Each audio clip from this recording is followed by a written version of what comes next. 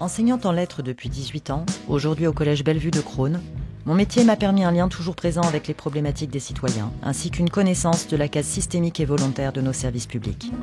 Jamais la résignation et le découragement n'ont été des options acceptables à mes yeux. J'ai donc d'abord rejoint le monde associatif pour porter mes valeurs et mes idées. Muté dans la circonscription en septembre 2013, résidant d'abord à Montgeron, puis à Brunoy, je milite sur le terrain de notre circonscription et de notre département depuis des années. Droit du travail attaqué, hôpitaux du Nord-Essonne menacés de fermeture, services postaux en danger, retard et suppression de transport, logements toujours plus chers, retraites menacées, zones vertes en danger, paupérisation et pauvreté exacerbée. Les combats n'ont pas manqué et ne manqueront pas. Ils nous attendent aussi bien sur le terrain qu'au sein des institutions. Une chose est sûre, il est temps que les invisibilisés et les essentiels, femmes et hommes dont on ne salue les efforts et le travail qu'en temps de crise, aient une voix pour les représenter.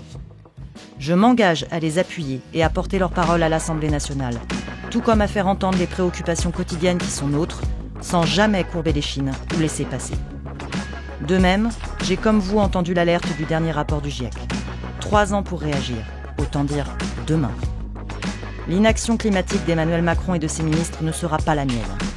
Je m'engagerai dans le combat collectif pour une vraie planification écologique qui attend depuis bien trop longtemps. Emmanuel Macron réélu, la dégradation continuelle de nos droits et de nos conditions de vie semble réaffirmée, renforcée. Nous ne pouvons pas laisser faire.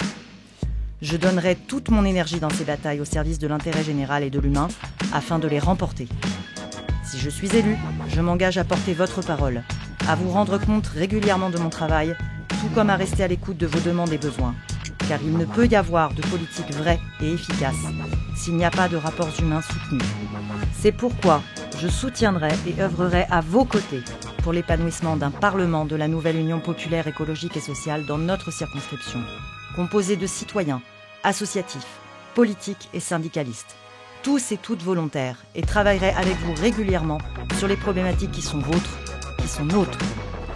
Je ne suis pas et ne serai pas une élue coupée du terrain.